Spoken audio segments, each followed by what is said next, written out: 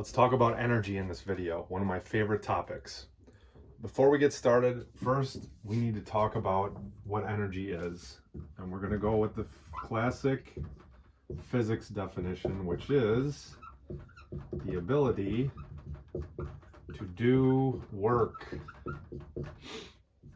Work is to get things done, not just work at your job, but here's an example of energy: heat, light, motion. And this is a key one for math class: motion. There's an old saying, motion creates emotion. And if you want to break this down, here's motion. Some people who are wise call this energy in motion. So heat, light, and motion, we're going to focus on motion in math class. What are we talking about? In an earlier video, I mentioned the two people you should make friends with in your life from math class. The first is the smartest person in math class, and the second is the most networked person you know. We call them power networkers, because they can help you find the right people in math class, the right books, the right people to talk to. So, how do we create motion with networking in math class? Some of us are extroverts. We like to talk and be out there all the time. Some of us, like me, are introverts. We like a more quiet setting. We don't always go out and socialize. We wait to say something instead of just blabbering stuff. So the first question is, how do you use energy and motion to get more people in your orbit, especially if you're an introvert? And the first answer is, I learned this from my corporate job years ago. Let's say I wanted to meet some new people, but I don't like going to work events, and I don't just want to walk up to somebody's desk and start, hey, my name's Don, and all the blah, blah, blah, blah, blah. That's not in your comfort zone. Instead of chasing, you can attract. Here's another principle for this video: chase versus attract. I am a huge fan of this one. If you like to chase, by the way, if you're, for example, salesmen who are always making calls and trying to generate sales, God bless you, that's awesome. That's not my wheelhouse. And for some of you, it's not. This is where I live. I want to be a magnet. So the first question is, using energy and motion, how do you bring more people into your world? The first thing you can do is throw a party or an event. Now, for some of you that are younger, your parents may not let you throw parties, so you could do maybe networking events at school. Here is a stupid simple way to get people in your orbit. Go to a donut shop or a dessert shop or even the grocery store and here's what I do. I get a box of donuts. And then what I do is I bring them back. This is at my day job. Bring them back to my desk, and I just send an email out to a group of people and say, hey, I've got these donuts at my desk. If you're hungry, come on by and grab one, no questions asked. Now the key there, and you can rephrase that however you want, no questions asked. Why is that important? Because even though you may have an ulterior motive of wanting to meet people using the donuts, if you give people an out, you've removed the risk. Because in any new relationship, whether it's math class, school, or business, there is always a risk for anybody meeting somebody new. It may be awkward, they may be a creeper, we don't know that stuff.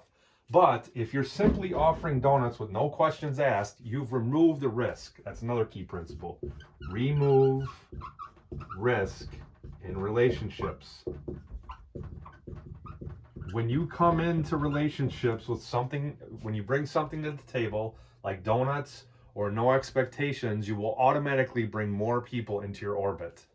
So the donuts example, send an email out or a text or however you guys communicate. No questions asked, I got donuts at my desk. And here's what will happen.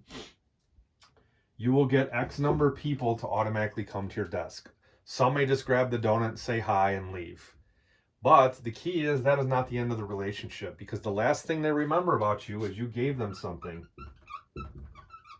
and you didn't ask for anything in return. Some people will come to your desk, will say why, since we're talking about math, why will not only say hello, but they'll ask more about you, ask how your day's going, and then you can ask how their day's going.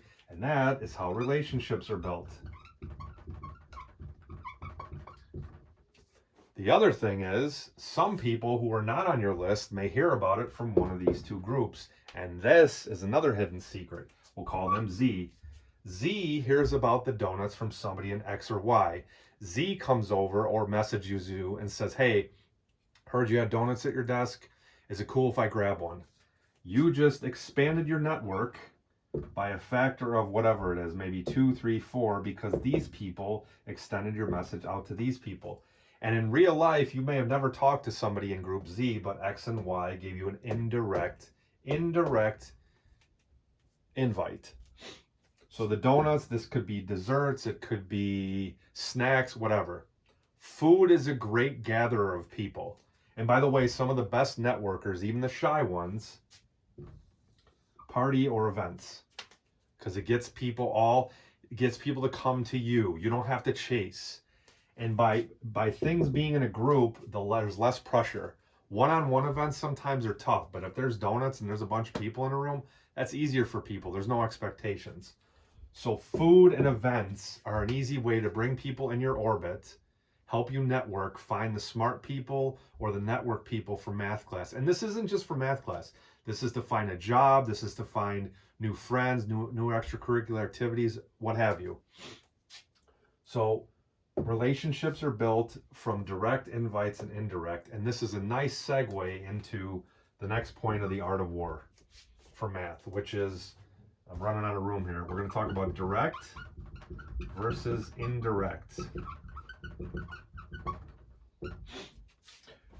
For networking, direct is you reach out to somebody directly with a message, you walk up to their desk, you walk up to them in the hallway, and you introduce yourself, and you talk about, you go to them directly, right? There's no middleman. Indirect, a few ways this happens. First, Group Z heard about this from X and Y. That's indirect. Here's another indirect way. Are you active on social media? And I'm not talking about just taking pictures of your food. Are you giving value out on social media? Are you living an interesting life? This is one of the key tips for harnessing indirect energy to bring people into your world. When people read your posts or see you doing something in life, and it has to be legitimate and genuine, not fake, not those fake posts where you see on Instagram where somebody rents a Lamborghini and it's not even theirs and they're posing there. People nowadays can smell that. They can see right through it. I'm talking about giving value of some sort. Are you funny? Do you live an interesting life? Are you smart? Something unique or valuable about you. And it doesn't have to be bragging. Here's another way to get people. Just answer questions.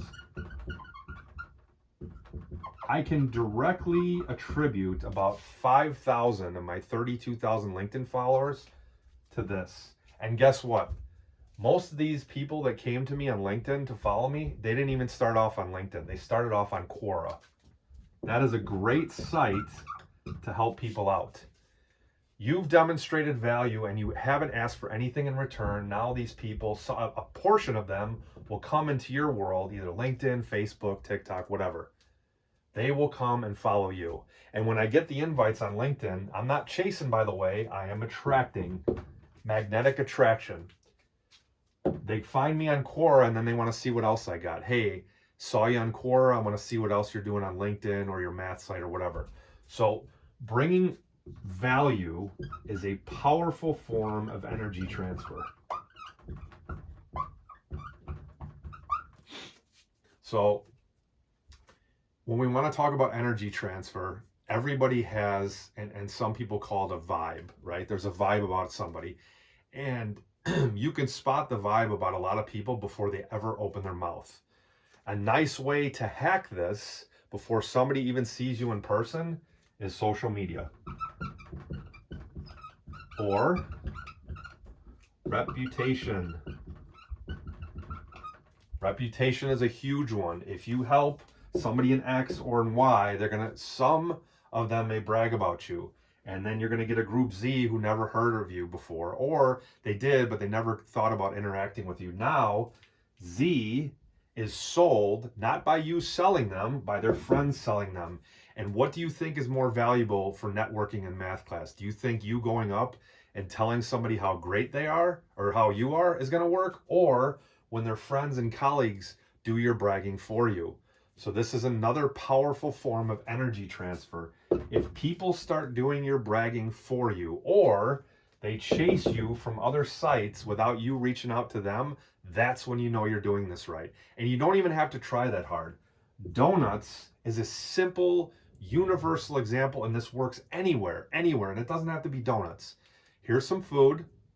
I'm going to be here. If you want to hang out, great, and if not, no big deal, take a donut. Like I said, some people will connect instantly. Some people might just grab the donut and leave, but they're going to remember you for the next time. You're building what's called relationship goodwill. Think of this like a bank account. And so the relationship bank account has deposits and withdrawals. Ugly writing there. Deposits, your relationship bank account goes up. Withdrawals, it goes down. Here's a perfect example of what not to do when you're on social media. And I see this all the time on LinkedIn or school or networking. If somebody meets you for the first time, right? They're in a trusted environment. And the first thing you do is ask them for something. Hey, can I borrow $5? Can I get some candy? Can you introduce me to this person? They're automatically taken. And so they're draining their relationship bank account. The wise people put in deposits. Here's some donuts, no questions asked. Here's some question and answers. Or here's me sharing interesting things about my life that may help you. You don't have to take them, but if you like them, you could take them. And the people that build up the deposits in a relationship bank account might not see benefits at the beginning. Like here's time 0, t equal to 0. But around t equal to 2, 3, 10, it's like compound interest. It keeps building. So think about the principle of networking and energy to get people to help you in math class. Because a lot of us want to do everything ourselves. I was like that for years. I got to figure this out. I've got to be the master of everything. You don't have to do that. There's always somebody out there who's either better, faster, or smarter in a certain subject than you are. And that's not a bad thing. We all have our wheelhouses. But wouldn't you want to meet the person that can level up your grades from maybe a B to an A with a couple simple tips? And maybe in a certain scenario, you will never meet that person. But the donuts, the networking, the relationships, the help brings people like that into your orbit. Because remember, and we're going to go back to energy and the physics definition of energy. If you've ever been in physics and science, you see the electrons swirling around the nucleus. You want to be the nucleus. You're not chasing. If you can get away from, and if you're in a sales job, I get you have to chase, but if you can get to a point of attracting people in your life, it's incredibly powerful. And you don't have to sell anybody on anything. You don't have to say, hey, I'm cool, let's hang out. You don't have to do that. They come to you. And you may have to start out casting some bait out there, like donuts, questions and answers, maybe going to parties that you haven't been to before. But if you do this right, as time goes on, the attraction factor takes over. It's incredibly powerful. So I'm going to leave you with this. Think about the energy in your life. What energy are you putting out there, both internally and externally? And think about, is that an attractive force, or what's the opposite of this, by the way? Are you repelling? And you may not even know you're repelling. You may either A, be coming on too strong, B, too shy, C, not offering value. Think about ways you're repelling, eliminate it, and then think about how to build your attractive forces. With that, we'll shut it down.